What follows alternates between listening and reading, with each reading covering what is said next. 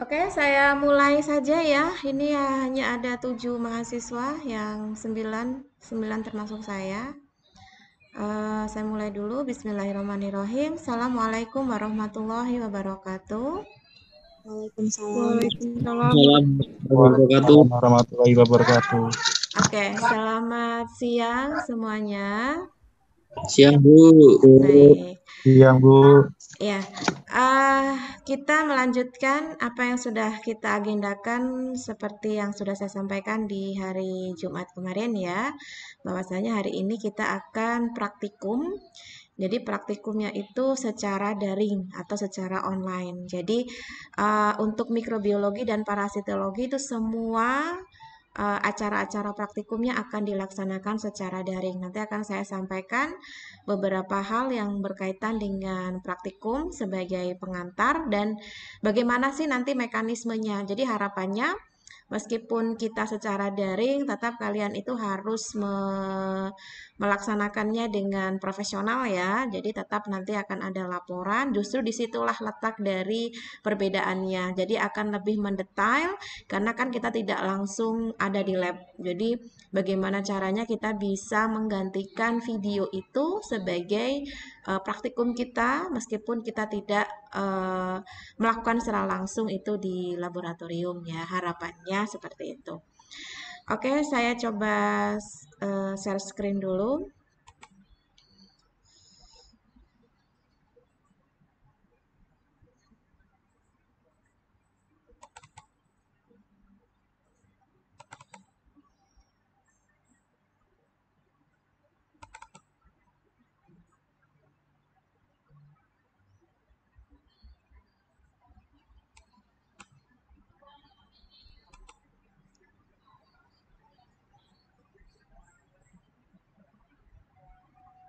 Ya, sudah kelihatan ya di layarnya masing-masing ya?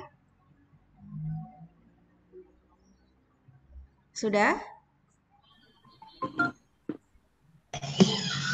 Belum, Bu. Belum muncul, Bu. Oh, belum.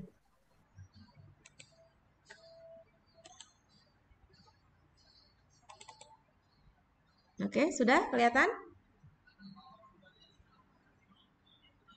Sudah, Bu. Ya. Bu.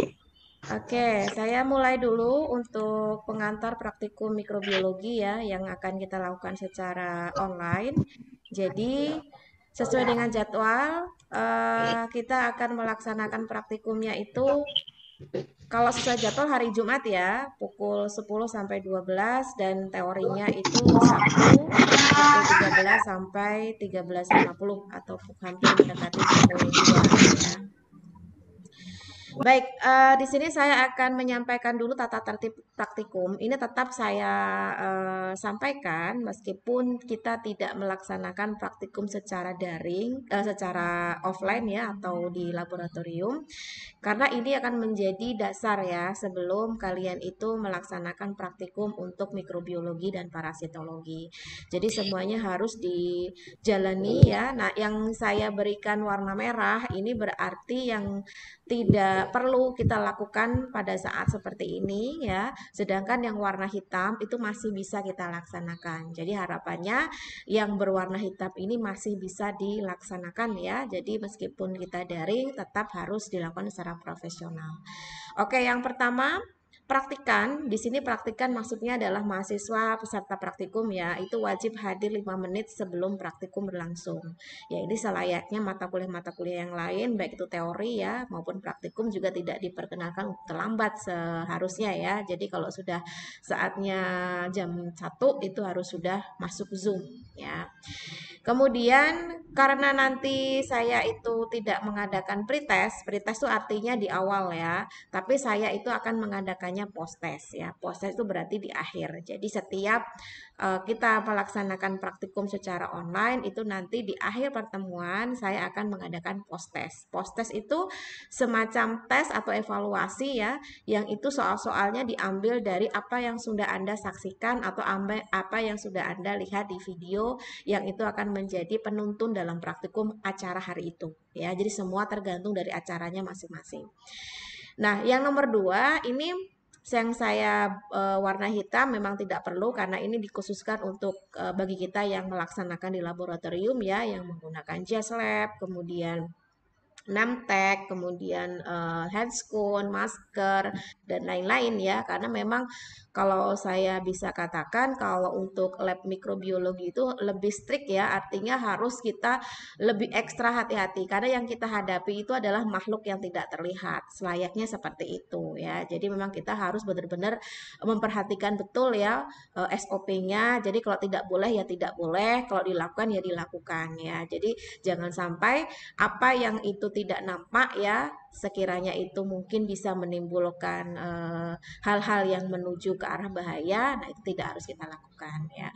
Hampir samalah dengan lab-lab kimia, misalkan kita tidak boleh sembarangan menyentuh bahan-bahan kimia yang takutnya nanti dia bersifat korosif, misalkan ketika mengenai tangan kita, nanti tangan kita akan menjadi luka segala macam, yaitu hampir sama. Jadi setiap laboratorium itu pasti memiliki SOP atau aturan-aturan tersendiri. Kemudian yang poin ketiga dan keempat ini yang saya warnai hitam berarti masih bisa kita lakukan ya di praktikum daring. Jadi setiap praktikan itu harus mempelajari dan memahami teori dan prosedur kerja sebelum praktek berlangsung ya.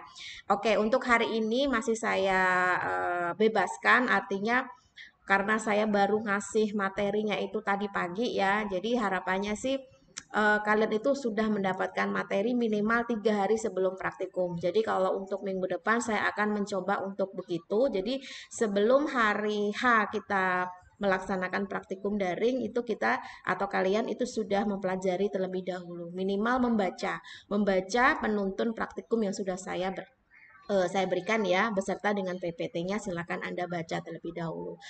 Kemudian yang keempat akan diadakan pretest dan post-test. Nah, ini salah satu aja ya, seperti apa yang sudah saya sebutkan di awal tadi, saya akan mengadakan post-testnya saja. Jadi saya akan memberikan kalian kesempatan untuk fokus ya di materi yang saya berikan atau mungkin itu berupa video. Jadi silakan Anda simak dan nanti soal-soal itu akan diambil dari situ ya.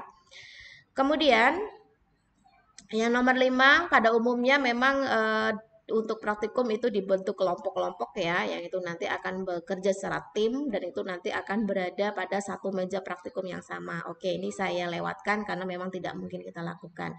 Nah, yang keenam itu masih bisa kita lakukan ya. Jadi praktikan itu bekerja secara berkelompok. Jadi nanti akan saya bagi kelompok ya. Meskipun kelompoknya tidak sebanyak kalau kita offline ya, karena kita kan daring atau online, jadi tidak terlalu ribet kalau kita berada di lab gitu ya. Jadi nanti pengelompokannya saya yang sudah menentukan dan di sini yang menjadi pembedanya adalah lebih detail ya. Artinya saya akan betul-betul memantau bagaimana sih cara kerja kalian untuk menyusun laporan tersebut. Jadi harapannya laporan itu jangan hanya satu saja yang mengerjakan, tapi semua dalam satu kelompok itu harus mengerjakan. Oleh karena itu nanti akan saya berikan lembar evaluasi untuk menilai kelompoknya itu dalam mengerjakan laporan itu seberapa persen sih kontribusinya. Nah, ini akan saya berikan nilai besar dalam hal ini karena kan saya nggak bisa memantau langsung ya di lab karena kita nggak bisa memantau itu. Jadi memantaunya saya dengan cara seperti ini. Oleh karena itu harapannya jangan mengandalkan temannya saja, tapi ikutlah berkontribusi karena temannya pun tidak akan memberikan nilai baik kalau kamu tidak kontribusi secara sepenuhnya dalam penyusunan laporan tersebut ya. Nah, ini karena kita masih daring jadi laporannya itu dalam hal ini harus disusun dalam kelompok ya. Jadi tidak mandiri. Kemudian untuk poin ke-7, 8, dan 9 ini untuk yang di lab ya, yang berkaitan dengan bagaimana teknis kerjanya nanti harus dilakukan secara teliti, harus secara teratur, dalam kondisi bersih, dan lain-lain ya. Kemudian saya lanjut ke poin 10, 11, dan 12. Nah, ini yang masih bisa kita terapkan. Nah, di sini setelah selesai pelaksanaan praktikum ya, praktikan wajib membuat data sementara ya. Jadi di sini saya harapannya kalian itu bisa fokus ya, meskipun mungkin dengan aktivitasnya masing-masing dan bisa lebih memanfaatkan waktu yang ada karena kan dalam hal ini kita lebih ekstra sebenarnya ya, lebih longgar waktunya karena kita nggak perlu menyiapkan alat dan sebagainya macam, cukup mantengin laptop, cukup melihat video dan menyimak. Jadi tidak ada alasan lagi untuk tidak atau lupa menuliskan data-data sementara yang mungkin itu ada di dalam video tersebut ya. Jadi menyimaknya seperti itu. Kemudian data sementara itu dilakukan oleh masing-masing mahasiswa. Dalam hal ini masih mandiri ya. Jadi saya ingin melihat keseriusan kalian dalam mengikuti praktikum online ini. Dengan begitu kalian sudah berhasil membuat laporan sementara. Nah, untuk format laporan sementara itu sudah saya share ya di grup, silakan dilihat. Di situ boleh ditulis tangan ya. Justru malah saya pengen tulis tangan aja sih. Maksudnya tidak perlu diketik karena kalau diketik kan pasti butuh laptop, butuh apa. Nah, kalau ditulis kan cukup hanya pakai kertas atau pulpen aja ya pada saat itu. Jadi tidak perlu menunggu ada fasilitas laptop. Kemudian karena saya memberikan kesempatan yang cukup longgar, jadi silakan menulisnya juga tidak boleh terburu-buru ya, biar saya juga bisa membacanya dengan baik. Jadi silakan dikumpul di hari praktikum itu. Misalkan hari ini kita praktikum, berarti hari ini juga dikumpul untuk data sementara atau laporan sementaranya sebelum pukul 12 malam. Ya, baik itu melalui LMS maupun Google Classroom. Nah, jadi karena LMS minggu ini kita belum ada ya, belum bisa, jadi kita pakai Google Classroom. Tapi untuk kedepannya saya minta dua-duanya ya, ya di LMS juga ya di Google Classroom juga ya, untuk pengoreksiannya di Google Classroom saya lebih mudah gitu ya. Kemudian laporan resmi. Nah, laporan resmi juga sudah saya buatkan formatnya di file yang sudah saya kirimkan di grup WA ya. Jadi silakan Anda lihat apa yang sudah saya susun di situ, ikuti saja. Bahkan tidak perlu dirubah-rubah lagi ya, dari tujuan, dari yang lain-lainnya. Yang menjadi perbedaan dari satu kelompok ke kelompok yang lain itu hanya di bagian hasil ya, hasil dan pembahasan dan daftar pustaka. Itu yang beda ya. Kalau yang lain-lain boleh sama. Nah, oleh karena itu silakan Anda pakai template itu saja, tidak perlu membuat ulang karena takutnya membuat ulang nanti salah format lagi, saya mengoreksinya lebih ribet ya. Jadi silakan dilihat dari format itu saja, silakan pakai itu. Kemudian untuk pengumpulan laporan resminya itu 1 minggu maksimal ya ini. Kalau minimalnya terserah, misalkan hari ini praktikum besok udah ngumpul juga boleh ya. Atau hari ini praktikum nanti malam udah ngumpul juga boleh. Tapi tetap harus memperhatikan konten dan kualitas ya, jangan ngasal.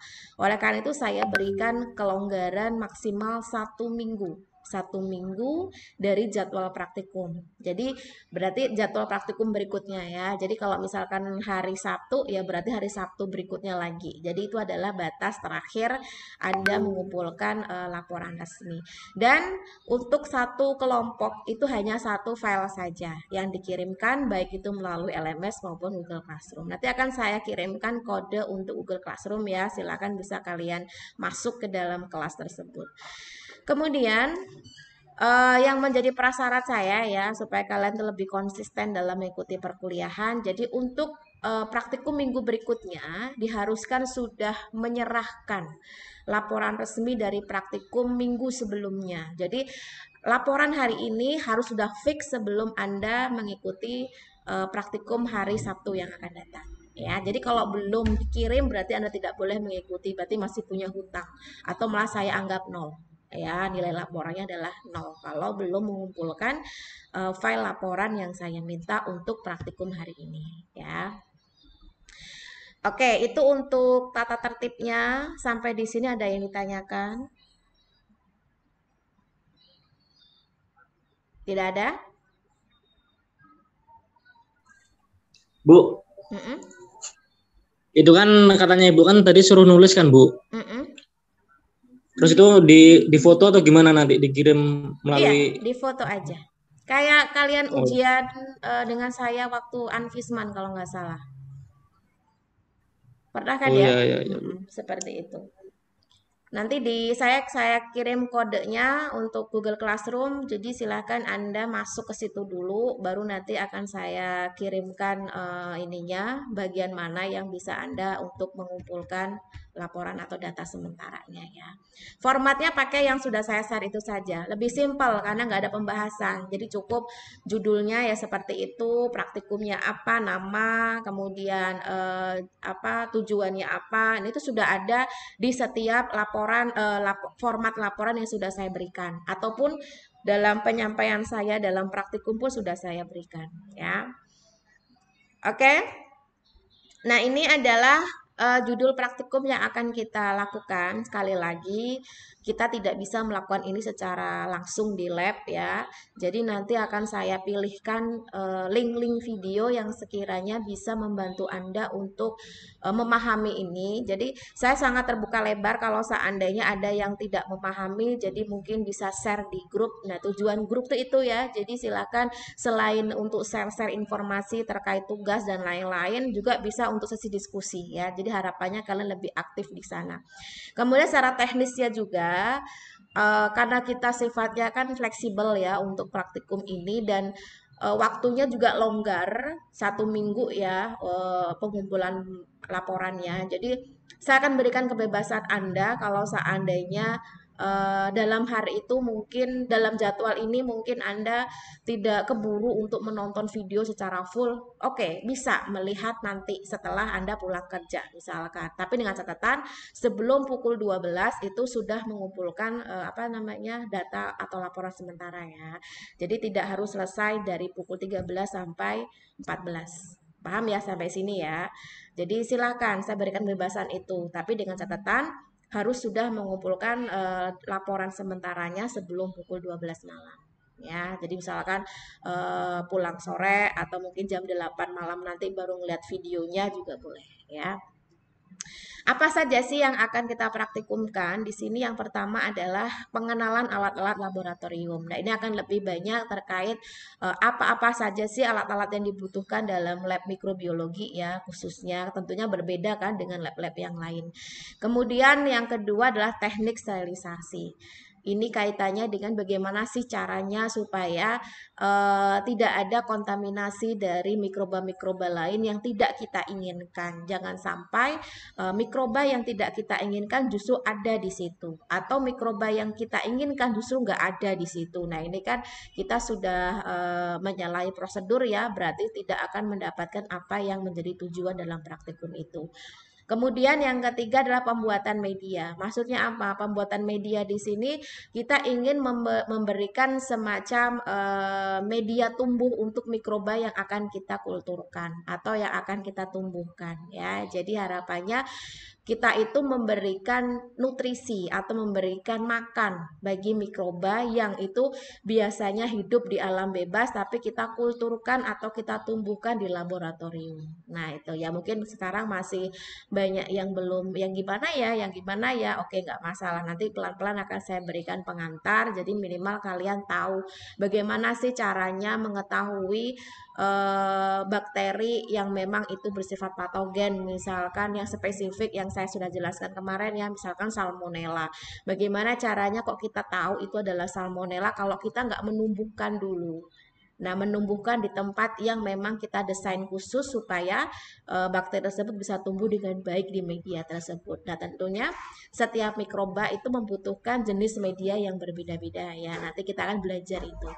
Kemudian teknik isolasi bakteri. Bagaimana sih cara kita mengisolasi mendapatkan bakteri di alam bebas yang kita sengaja tumbuhkan di laboratorium untuk mendapatkan hasil yang spesifik, hasil tunggal yang memang itu adalah jenis bakteri yang kita inginkan. Nah, ini kita akan banyak belajar terkait ini. Kemudian yang kelima, uji potensi senyawa antimikroba. Nah, ini sudah mengarah ke aplikatif ya, pengembangan.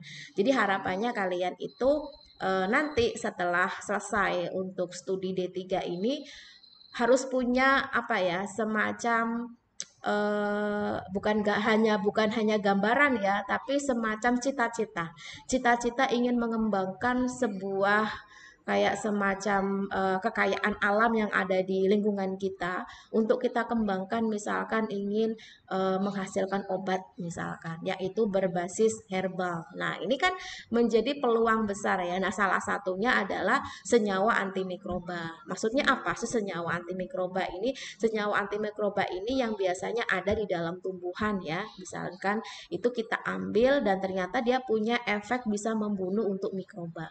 Nah, misalkan bisa kita kembangkan untuk antiseptik yang bersifat herbal atau mungkin bisa ke arah antibiotik. Nah, kita kan nggak tahu ya ke depannya dengan perkembangan teknologi-teknologi yang semakin meningkat, akhirnya banyak dikembangkan obat-obat yang berbasis herbal. Nah, itu ya. Nah, ini adalah salah satu wujud untuk kita bisa berjalan ke sana ya. Jadi bisa ke arah ke sana. Kemudian yang ketujuh adalah uji cemaran mikroba. Nah, ini penting banget nih ya bagi kalian yang mungkin punya cita-cita ingin menghasilkan produk misalkan, yang itu produknya akan dimanfaatkan oleh masyarakat. Apapun itu, entah itu produk makanan, entah itu produk kecantikan ya, atau kosmetik, atau produk-produk yang bisa dikatakan high untuk ini ya industri misalkan ya. Nah, ini juga harus menjadi parameter yang tidak boleh terlupakan. Harus bebas dari mikroba. Kenapa? Karena kalau sampai mikrobanya banyak dalam produk kita, tentunya itu akan menyebabkan masalah ya. Tentunya akan menyebabkan masalah bagi masyarakat kita. Oleh karena itu harus ada standarnya. Jangan sampai melebihi batas. Nah, itu ya. Tidak hanya pangan sih, minum juga bisa. Misalkan kalian punya keinginan ingin membuat minuman dari jahe misalkan, atau mungkin dari bahan tanaman yang lain yang mungkin kebanyakan orang belum mikir itu ternyata bisa loh dijadikan minuman herbal misalkan. Nah, ini akan menjadi poin penting ya, baik itu untuk mikroba berupa bakteri maupun mikroba berupa jamur ya. Dalam hal ini kalau dia berupa mikroba bakteri itu kita akan menggunakan metode angka lempeng total atau ALT untuk mengetahui seberapa banyak sih bakteri yang ada di dalam produk kita. Nah, sedangkan kalau yang dia jamur ya itu kita menggunakan uji cemaran mikroba angka Kappa Kamir ya atau AKK. Karena ini yang seringkali banyak orang yang tidak berhati-hati ya, sembarangan ya melewatkan untuk fase uji cemaran mikroba ini, karena ini penting sekali untuk bisa lolos ya, lolos uji. Artinya kalau kita tidak bisa menyertakan kalau memang produk yang kita jual itu betul-betul aman ya, salah satu parameternya adalah harus bebas dari mikroba. Ya, itu mikroba yang memang itu bisa bersifat patogen untuk tubuh manusia. Itu kemudian yang ke-9 adalah pengecatan gram, kemudian yang ke-10 uji biokimia mikroba, dan yang ke-11 adalah uji kepekaan antibiotik yang itu nanti akan menentukan kadar hambat minimal atau KHM antibiotik ya secara difusi. Nah, ini yang kira-kira gambaran yang akan kita lakukan ya untuk praktikum daring pada semester ini.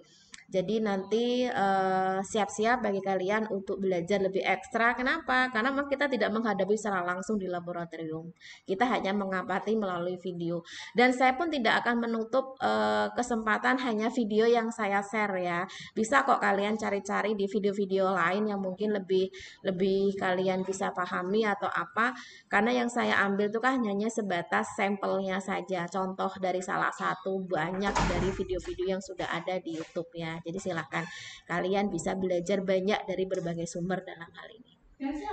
Oke, nah sekarang kita masuk ke penilaian ya. Jadi penilaian tentu seperti teori kemarin ya, kehadiran itu saya hitung 5%, kemudian pretest, post-test ini saya buat 20% besar ya. Jadi jangan sia-siakan untuk ini.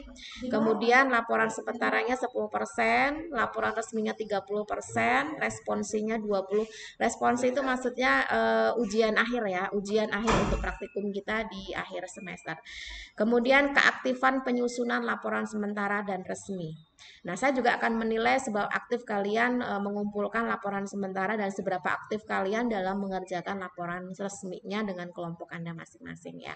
Memang saya sengaja membuat kelompoknya tidak banyak dan tujuannya supaya kerja semua ya. Jadi Kalau misalkan sampai ada yang nggak kerja dan hanya mengandalkan satu orang, ya sudah berarti kebangetan banget, berarti tidak perlu dikasih nilai ya. Jadi kalian jangan merasa nggak enak dengan temannya kalau memang dia nggak ikut ngerjain, ya sudah tulis saja nol gitu ya. Karena saya lebih suka seperti itu. Dan jangan takut dia nggak lulus, nggak usah berpikir seperti itu bukan kapasitas Anda, itu kapasitas saya. Jadi kalau sampai seperti itu, ya mungkin saya akan memberikan ekstra lagi ya. Jadi jangan pernah menambahi beban kalian hanya karena melewatkan suatu tugas. Karena bisa double yang saya berikan, atau makan triple, atau makan lebih. Nah itu kan nggak enak ya, lebih baik kita mengikuti yang semestinya saja, selesai sudah. Jadi nggak perlu ada tambahan-tambahan yang lain. Nah, ini pembagian kelompoknya. Jadi saya sengaja per kelompok hanya ada 2. Jadi silahkan Anda berkolaborasi. Jadi kalau sampai ada satu yang tidak mengerjakan, ya berarti hanya orang itu saja yang mengerjakan. Tidak masalah kalau memang begitu, tapi jangan sampai yang mengerjakan itu berbohong. Katakan hanya saya Bu yang mengerjakan. Ya, daripada Anda berbohong untuk menutupi teman Anda yang tidak mengerjakan. Toh juga itu tidak akan berpengaruh kok. Kenapa? Karena saya tidak akan menyebut nama. Jadi nanti akan saya berikan form penilaian. Jadi tidak perlu Anda mencantumkan nama. Jadi yang saya ambil itu secara acak ya. Jadi tidak oh ini Andi Susilo nih menilai Evita, misalkan Evita nggak ngerjain. Nanti saya kasih tahu Evita, Andi Susilo nilai kamu seperti ini. Nah, itu saya nggak akan sampaikan ya. Jadi silakan Anda saling menilai antar kelompok, dalam satu kelompok itu aja dalam pengerjaan laporan resminya ya. Jadi kelompok 1 itu Andi Susilo dan Evita Sari. Kelompok 2 Andreas Purwanto dan Rima. Kelompok 3 Lutfi dan Triatmaja. Ini ada satu kelompok yang 3 ya, karena saya bingung baginya. Kelompok 4 Kurniadi sama Ayu. Dan kelompok 5 Nadia Kairunisa dengan Niken. Kelompok 6 Nita, Puput, dan Putri. Ya, jadi kelompok 6 Nadia ini sudah keluar, lebih... Bu. Ibu maaf, Nadia keluar Bu. Nadia sudah keluar, Bu. Oh, udah keluar. Oke, berarti saya bisa mindah kelompok 6 ini.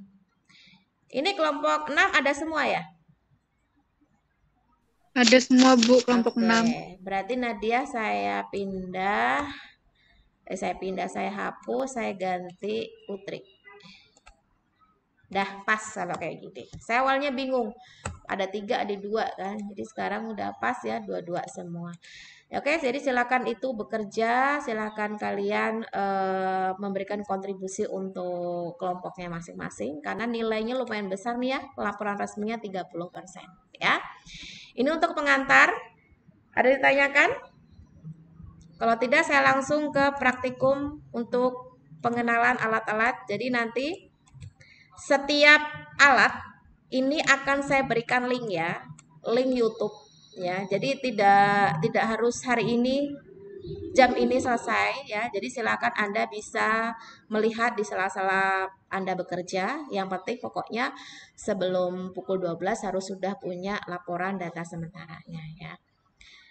Karena kan sekarang sudah pukul 1 lebih 40 menit. Jadi sisa waktu ini hanya saya sampaikan untuk materi pengantarnya. Jadi nanti silakan Anda klik di catatan yang sudah saya berikan di masing-masing slide ya untuk alatnya. Oke, kita langsung masuk ke pengenalan alat laboratorium mikrobiologi ya. Jadi tujuannya di sini untuk mengenal ya peralatan laboratorium mikrobiologi itu seperti apa. Jadi kita itu mengamatinya hanya secara virtual atau secara video. Jadi minimal kalian ada gambaran sih, oh ini alat ini kayak apa sih bentuknya, oh alat ini fungsinya untuk apa sih gitu ya. Jadi lebih minimal ke arah situ. Kemudian selain mengenal, tidak cukup mengenal ya, tapi kalian juga harus mengetahui bentuk dan fungsinya untuk apa, cara penggunaannya bagaimana, cara merawatnya seperti apa, cara menyimpannya harus baik, yang benar itu yang bagaimana. Karena apa? Karena hampir semua dari alat-alat laboratorium ya, tidak menutup kemungkinan untuk laboratorium yang lain, khususnya mikrobiologi itu harganya mahal-mahal ya. Jadi tidak ada yang di bawah 1 juta, bahkan puluhan juta semua ya. Bahkan hampir ada yang mendekati 100. Oleh karena itu kita tidak boleh hanya sekedar tahu bagaimana cara menggunakan, tapi juga harus tahu bagaimana cara merawat ya. Karena merawat tentunya akan menentukan seberapa panjang si usianya supaya tidak mengalami kerusakan. Nah itu. Nah, untuk prosedurnya, untuk prosedur praktikumnya, kalau kita tatap muka, kita akan melakukan simulasi atau demo secara langsung, satu per satu setiap masing-masing alat ya. Tapi kalau online, demonya melalui video ya. Kemudian ditambah dengan studi literatur. Maksudnya apa studi literatur? Berarti kalian harus mencari referensi yang berkaitan dengan alat itu yang nantinya akan kalian gunakan sebagai dasar untuk laporan resminya. Karena kan saya minta per alat itu harus ada deskripsinya, harus ada fungsinya. Jadi tidak boleh ketukar ya antara satu alat dengan alat yang lain. Nah, sekarang kita membahas masalah laboratorium mikrobiologi. Jadi, laboratorium mikrobiologi itu adalah memang didesain khusus ya, yang dipersiapkan untuk melakukan eksperimen atau pemeriksaan yang berkaitan dengan bidang mikrobiologi. Yang tentunya objek kajiannya bersifat uniseluler ya, atau yang tidak nampak, atau mikroorganisme seperti bakteri, fungi, dan protozoa ya. Memang laboratorium mikrobiologi memang tidak semua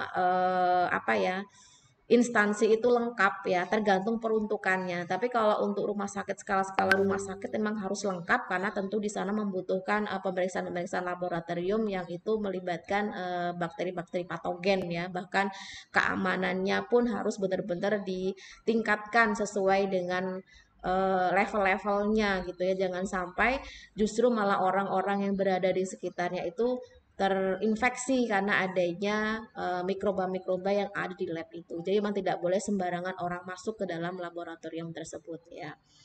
Kemudian di sini laboratorium itu harus didesain sesuai dengan prasyarat yang layak sesuai standar ya, baik itu lingkungan laboratoriumnya atau kelengkapan peralatan yang tersedia. Sehingga apa? Akan memberikan hasil eksperimen yang maksimal.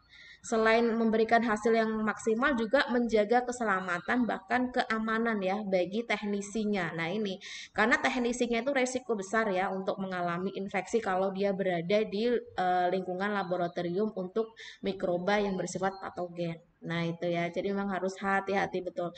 Tidak boleh sembarangan atau mengabaikan SOP yang sudah diberikan atau diinformasikan.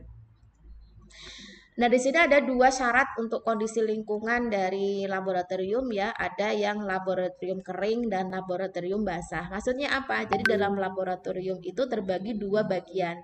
Bagian yang kering artinya memang dia itu diperuntukkan untuk alat-alat elektronik. Karena hampir semuanya dari alat-alat mikrobiologi itu menggunakan listrik ya. Jadi tidak boleh ada singgungan air, tidak boleh ada hal-hal yang mungkin bisa menyebabkan konslet listrik ya, karena itu sangat berbahaya sekali kalau satu terbakar bisa terbakar semua.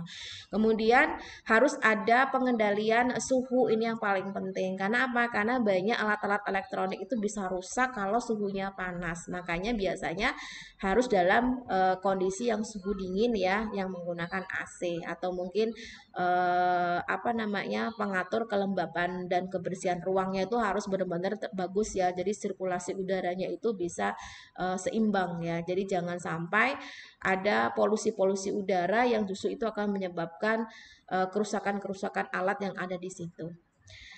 Nah, kalau yang laboratorium basah ini untuk actionnya, untuk eksperimennya yang berhadapan langsung dengan mikrobanya ya, atau bahan-bahan kimia yang dilibatkan untuk pengamatan mikroba. Karena untuk pengamatan mikroba itu tidak akan mungkin lepas dari bahan-bahan kimia, karena tanpa adanya bahan-bahan kimia kita tidak akan bisa mengamati bagaimana sih bentuk dari mikroba itu. Jadi sudah saya jelaskan kemarin bahwasanya bakteri itu memang bisa diamati menggunakan mikroskop ya, karena diperbesar dengan ukuran sekian sekian sekian kali, bahkan 1000 kali. Tapi kalau semisal bakteri tersebut tidak diwarnai, nah sama aja dia tidak akan bisa diamati menggunakan mikroskop. Kenapa? Karena memang secara visualnya itu memang dia bentuknya transparan sekali gitu loh. Jadi harus ada layar kontras yang memang bisa untuk mengamati bakteri tersebut, atau mungkin ada kemampuan tersendiri dari bakteri untuk menyerap warnanya sehingga kita bisa membedakan mana sih bakteri yang mungkin itu masuk ke dalam gram positif atau masuk dalam gram negatif. Nah, seperti itulah caranya ya. Kemudian memerlukan saluran khusus berupa pipa ya sebagai sumber air dalam hal pembuangan limbah dan ventilasi. Nah, memang masalah limbah ini menjadi PR khusus ya di mana-mana karena menjadi sorotan. Apalagi kalau limbah-limbah itu yang bersifat infeksius ya, yang memang itu bekas atau mungkin habis digunakan untuk objek-objek kajian yang membahayakan. Ya, makanya untuk suntikan atau mungkin obat-obat yang sekiranya itu bisa menyebabkan keracunan orang atau keracunan hewan-hewan atau bahkan lingkungan itu harus mengikuti SOP untuk pembuangan limbah yang baik dan benar. Itu tidak boleh sembarangan ya. Bahkan kita harus mempunyai wadah khusus untuk menampung dan membuangnya pun tidak boleh sembarangan. Nah, itu ya kan bisa membahayakan makhluk hidup yang lain. Kemudian sekarang kita masuk ke peralatan laboratorium mikrobiologi. Yang pertama adalah laminar airflow. Nah, ini mungkin masih agak agak asing buat kalian.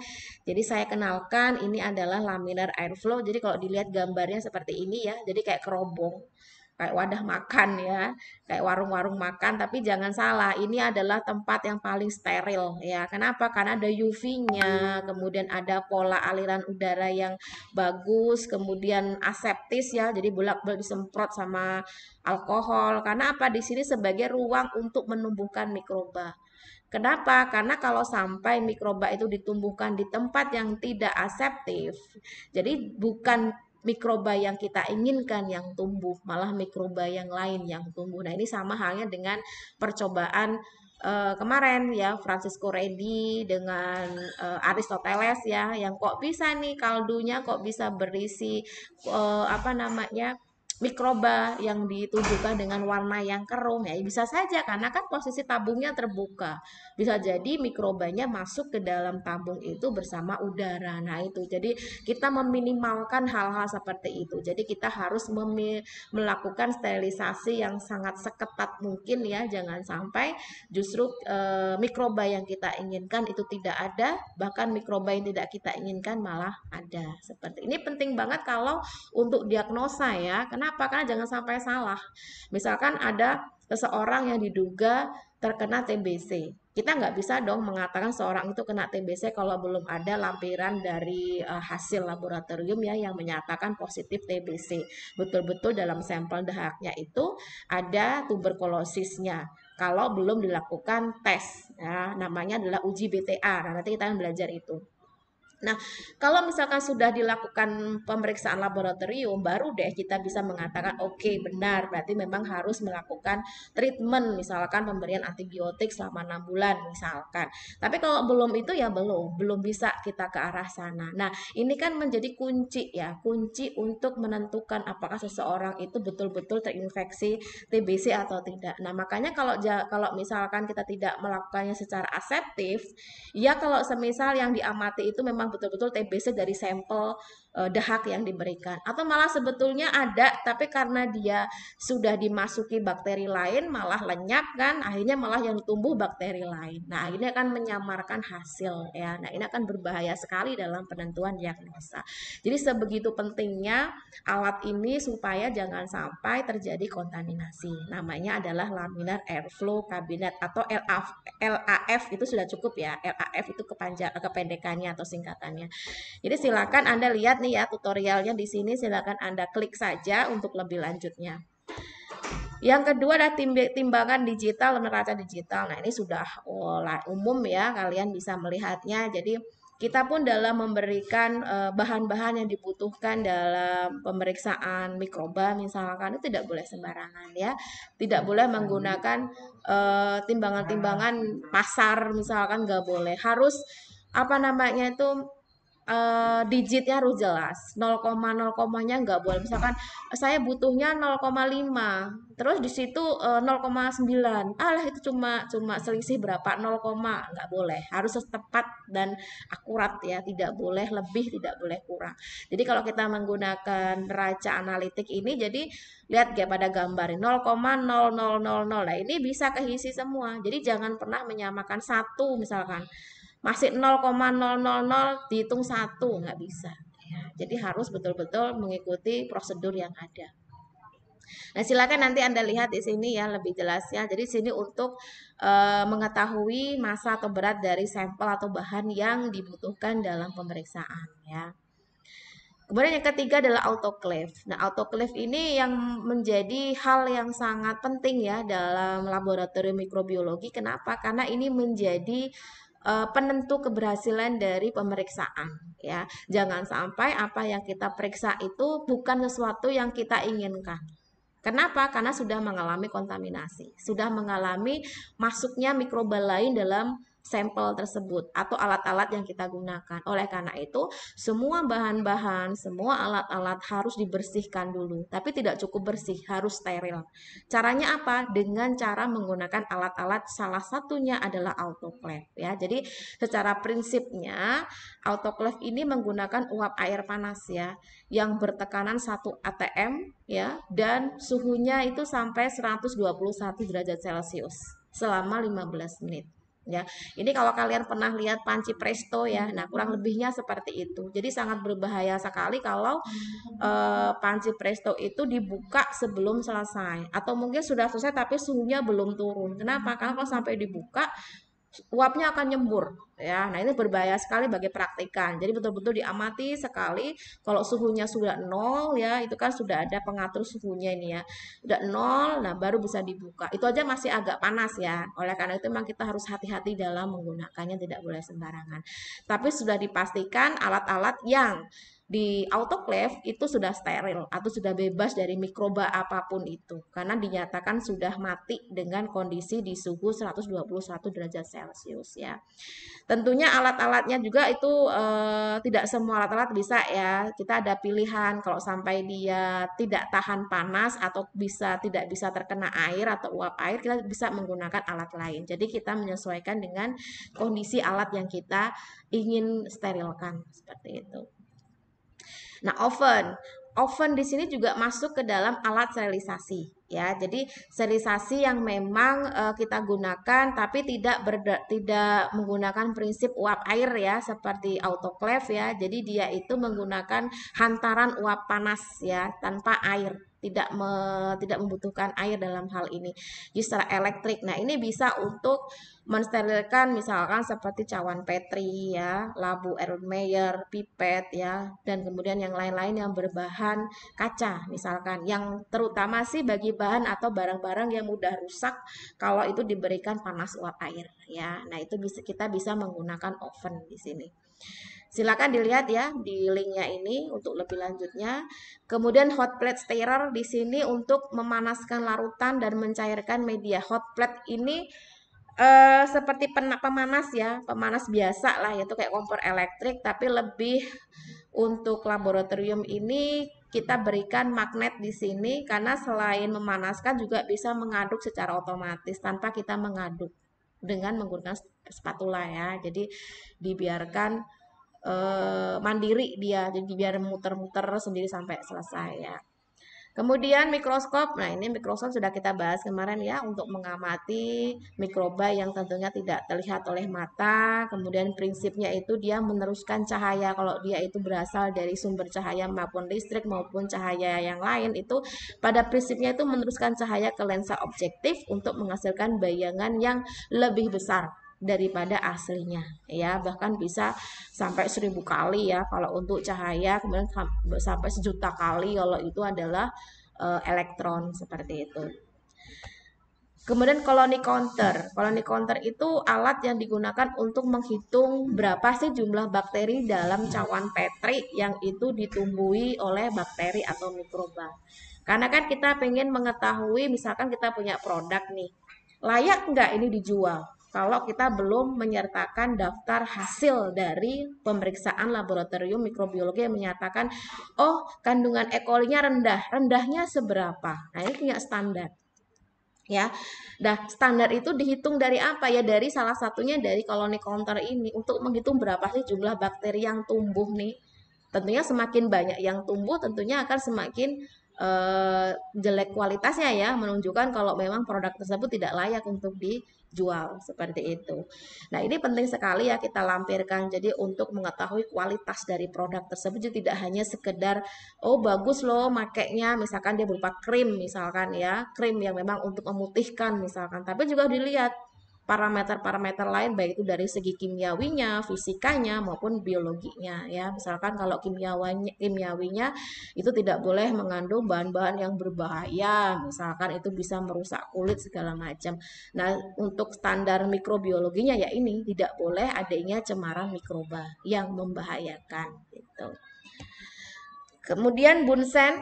Bunsen ini lampu pemanas api ya dari bahan bakar spiritus ya. Menggunakan spiritus karena memang lebih safety, lebih aman dan tidak menimbulkan kebakaran dan panasnya pun juga tidak terlalu panas dan cukup ya untuk pemanasan baik itu sterilisasi maupun untuk kondisi aseptisnya. Nanti kita akan banyak menggunakan ini dalam pemeriksaan bakteri gram. Ingin membedakan mana sih bakteri gram positif, mana sih yang termasuk gram negatif. Nanti sebelumnya tentu akan saya sampaikan secara teoritisnya dulu ya, biar ada bayangannya. Cawan Petri ini untuk menumbuhkan mikroba. Jadi seperti inilah nanti. Ini adalah medianya. Medianya yang terbuat dari agar yang ditambahkan dengan nutrisi-nutrisi tertentu yang dibutuhkan oleh mikroba tumbuh ya. Ini adalah jamur. Ya, jamur yang ditumbuhkan di dalam cawan Petri yang berisi media. Kalau misalkan ini adalah penicillium, nah ini bisa nih kita ambil untuk produk antibiotik. Nah, beginilah caranya menumbuhkan jamur-jamur yang berpotensi untuk menghasilkan antibiotik salah satunya atau mungkin enzim tertentu yang itu dihasilkan oleh bakteri. Ya seperti inilah cara menumbuhkannya. Jadi kita tidak bisa mengambil bakteri langsung dari alam, kemudian kita buat enzim, kita buat antibiotik, nggak bisa. Harus kita kulturkan dulu di dalam laboratorium, baru kita ambil yang betul-betul itu adalah bakteri atau jamur yang menghasilkan baik itu antibiotik maupun enzim atau mungkin yang lainnya. Jadi jangan sampai salah alamat ya, salah mengambil seperti itu. Jarum Ose ini alat untuk memberikan apa ya, semacam memindahkan kultur yang itu diambil dari alam atau sampel yang diambil dari alam untuk dikulturkan di medianya. Jadi jangan membayangkan kalau kita ingin menumbuhkan mikroba di dalam cawan Petri itu diambil semuanya dalam ukuran 1 liter dituangkan semua, enggak. Ya, jadi betul-betul itu hanya tipis-tipis saja. Itu pun harus ada kayak semacam pengenceran sampai 10 pangkat minus berapa gitu ya. Jadi memang harus dalam kondisi yang sangat kecil kadarnya. Nanti kita akan belajar itu ya. Mungkin sekarang cukup tahu alat-alatnya apa. Kemudian untuk tabung reaksi, nah ini ya, dan tabung Durham seperti itu juga ya. Silakan nanti Anda baca. Untuk inkubator, nah inkubator di sini kita butuhkan untuk menyimpan dan menumbuhkan mikroba. Jadi mikroba itu kan harus tumbuh dalam kondisi yang sesuai ya, terutama suhu. Suhunya hampir sama dengan manusia, 37 derajat Celcius. Jadi untuk menghindari supaya suhu di lingkungan itu tidak berubah-ubah, makanya kita menggunakan inkubator. Ya, inkubator yang dibuat suhunya itu konstan. Kenapa? Karena bakteri itu agak manja ya. Turun dikit nggak mau hidup. Naik dikit juga nggak mau hidup ya, jadi pokoknya harus sesuai dengan apa yang dia mau. Jadi kalau semisalkan dia tumbuhnya 37 derajat Celcius seperti tubuh manusia ya harus segitu terus sampai betul-betul dia menghasilkan metabolit sekunder, salah satunya seperti enzim atau mungkin seperti antibiotik, baru kita bisa ambil gitu ya. Kemudian vortex, nah ini vortex ya, vortex ini untuk membantu dalam menghomogenkan suspensi atau larutan yang kita gunakan nanti dalam praktikum ya. Jadi kita tidak perlu mengkocok-kocoknya sampai tenaga kita habis ya. Jadi cukup diletakkan di atasnya saja, nanti dia akan getar sendiri. Ini akan membantu untuk memudahkan bagi praktikan dalam waktu singkat sudah menghomogenkan larutan yang diinginkan. Nah ini silakan nanti dilihat di sini ya. Ini untuk batang pengaduk yang digunakan untuk meratakan